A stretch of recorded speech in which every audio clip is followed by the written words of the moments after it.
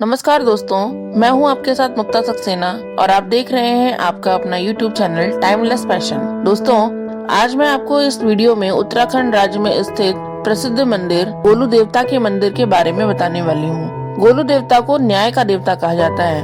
यदि आप गोलू देवता के मंदिर के बारे में जानना चाहते हैं तो इस वीडियो को अंत तक जरूर देखिएगा। दोस्तों, उत्तराखंड के घोड़ाखाल नामक जगह पर गोलू देवता मंदिर में वैसे तो वर्ष भर देश विदेश से पूजा अर्चना करने श्रद्धालुओं का तांता लगा रहता है, परंतु नवरात्रों में यहाँ भारी संख्या में श्रद्धालु पूजा करने आते हैं। उत्तराखंड में न्याय के देवता के रूप में पूजे जाते हैं गोलू देवता, जिन्हें गोलजीऊ महाराज भी कहा जाता है। नैनीताल जिले के भवाली से लगभग 5 किलोमीटर की दूरी पे बसा है रमणीक, शांत एवं धार्मिक स्थल घोड़ाखाल। घोड़ाखाल न्यायी गोलू देवता के मंदिर के लिए प्रसिद्ध है। घोड़ाखाल का शाब्दिक अर्थ है घोड़ों के लिए पानी का एक तालाब, जो समुद्र तल से 2000 मीटर की ऊंचाई पर स्थित एक आकर्षक क्षेत्र है। इसे घंटियों के मंदिर के नाम से भी जाना जाता है। गोलू देवता का मंदिर भव्य एवं आकर्षक है। इस मंदिर में चारों ओर टंगी घंटियां और भक्तों के कागजों पर लिखे मन्नतों से स्पष्ट अंदाजा लगाया जा सकता है कि देवभूमि में गोलू देवता न्याय देवता के रूप में पूजे जाते हैं। इस मंदिर में हर जगह हजारों घंटियां बंधी हुई हैं, जो गोलू देवता की आस्था की प्रतीक हैं। घोड़ाखाल जहां अपने प्राकृतिक सौंदर्य के लिए विख्यात है, वहीं यह आध्यात्म और प्रमुख धार्मिक स्थल भी है।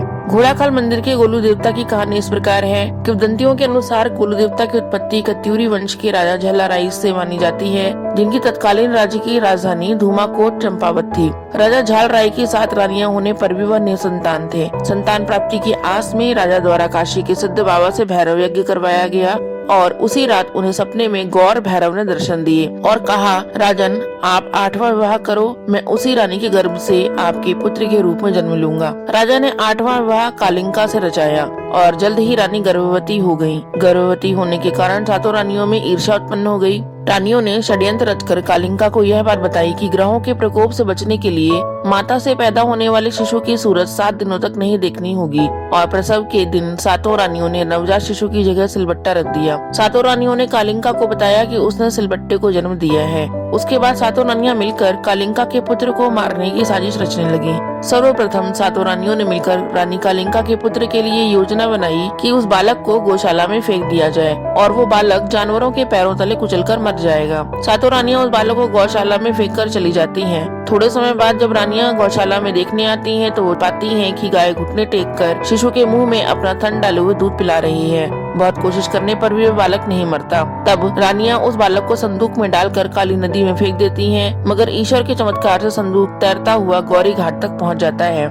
गौरी घाट में वो संदूक भाना नामक मछुआरे के जाल में फंस जाता है। मछुआरे की संतान न होने के कारण मछुआरा उस बालक को देखकर प्रसन्न होकर उसे घर ले आता है। गौरी घाट में मिलने के कारण मछुआरा उस बालक का नाम गोरिया रख देता है। बालक जब बड़ा होने लगा तो वो उस मछुआरे से घोड़े की जिद करने लगता है, लेकिन मछुआरे के पास घोड़ा खरीदने के लिए पैसे न होने के कारण वह एक लकड़ी का घोड़ा बना देता है। बालक उस काठ के घोड़े से अत्यंत खुश हो जाता है। एक दिन जब वह बालक उस घोड़े पे बैठता है तो वह घोड़ा सर पर दौड़ने लगता है। यह नजारा देख गांव वाले चकित रह जाते हैं। एक दिन वह बालक उसी काठ के घोड़े में बैठकर धूमाकोट नामक स्थान पे पहुंच जाता है, जहां 7 रानियां राजघाट से पानी भर रही थी और बालक अपनी माता कालिंका के प्रति रचित षड्यंत्र की बात रानियों के मुख से सुन लेता है। यह बात बालक जानकर भी उस समय शांत रहता है। वह रानियों के पास जाके कहता है कि पहले उसका घोड़ा पानी पिएगा, उसके बाद आप पानी भरेंगी। यह सुनकर रानियां हंसती हैं और कहती हैं कि मूर्ख, काठ का घोड़ा भी कहीं पानी पी सकता है। तब बालक बोलता है कि जब स्त्री के गर्भ से सिलबट्टा पैदा हो सकता है तो काठ का घोड़ा पानी क्यों नहीं पी सकता।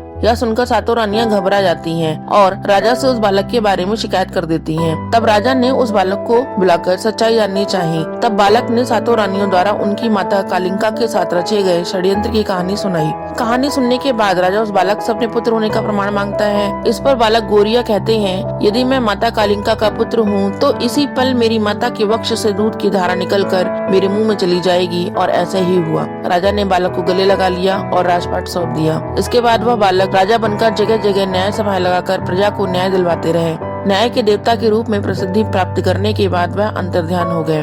दोस्तों, वही बालक बड़ा होकर ग्वेल, गोलू, बाला गोरिया तथा गौर भैरव के नाम से प्रसिद्ध हुआ। ग्वेल नाम इसलिए पड़ा कि इन्होंने अपने राज्य में जनता की एक रक्षक के रूप में रक्षा की और हर विपत्ति में जनता की प्रत्यक्ष अप्रत्यक्ष रूप से रक्षा करते थे। गौरी हाट में ये मछुआरे को संदूक में मिले थे, इसलिए बाला गौरिया कहलाए। भैरव रूप में इन्हें शक्तियाँ प्राप्त थी और इनका रंग अत्यंत सफेद होने के कारण इन्हें गौर भैरव भी कहा गया। गोयल जी को न्याय का देवता भी कहा जाता है। दोस्तों, उत्तराखंड राज्य के अल्मोड़ा जिले में स्थित चितई गोलू देवता मंदिर का इतिहास और मान्यताएं बिल्कुल एक समान हैं। स्थानीय लोगों के अनुसार गोलजू देवता को घोड़ाखाल मंदिर में स्थापित करने का श्रेय मेहरा गांव की एक महिला को दिया जाता है। यह महिला वर्षों पूर्व अपने परिजनों द्वारा सताई जाती थी। उसने चंपावत अपने मायके जाकर गोलजू देवता से न्याय हेतु साथ चलने की प्रार्थना की। इसके कारण गोलजू देवता उस महिला के साथ घोड़ाखाल मंदिर में आ विराजे। घोड़ाखाल मंदिर की विशेषता ये है कि श्रद्धालु यहाँ पर अपनी मन्नतें कागजों पत्रों में लिखकर मंदिर में एक स्थान पर टांगते हैं और माना जाता है गोलू देवता उन मन्नतों पर अपना न्याय देके भक्तों की पुकार सुनते हैं, उनकी मनोकामनाओं को पूरा करते हैं और मन्नतें पूरी होने पर लोग न्याय के देवता गोलू महाराज को मंदिर में भेंट स्वरूप घंटियां चढ़ाते हैं। यहाँ एक ऐसी मान्यता भी है कि यदि कोई नवविवाहित जोड़ा इस मंदिर में दर्शन के लिए आता है तो उनका रिश्ता 7 जन्मों तक बना रहता है। उत्तराखंड के अल्मोड़ा और नैनीताल में घोड़ाखाल मंदिर में स्थित गोलू देवता के मंदिर में केवल पत्र भेजने से ही मुराद पूरी हो जाती है। इतना ही नहीं, गोलू देवता लोगों को तुरंत न्याय दिलाने के लिए भी प्रसिद्ध है। दोस्तों, उम्मीद करती हूँ कि घोड़ाखाल मंदिर की इतिहास, मान्यताएं और विशेषताएं जानकर आपको आनंद आया होगा। मुझे आशा है कि आपको ये वीडियो जरूर पसंद आया होगा। यदि आपको ये वीडियो पसंद आया हो तो हमारी इस वीडियो को लाइक और शेयर अवश्य कीजिए और उत्तराखंड के अन्य मंदिरों के बारे में जानने के लिए हमारे चैनल को सब्सक्राइब जरूर कीजिए। धन्यवाद।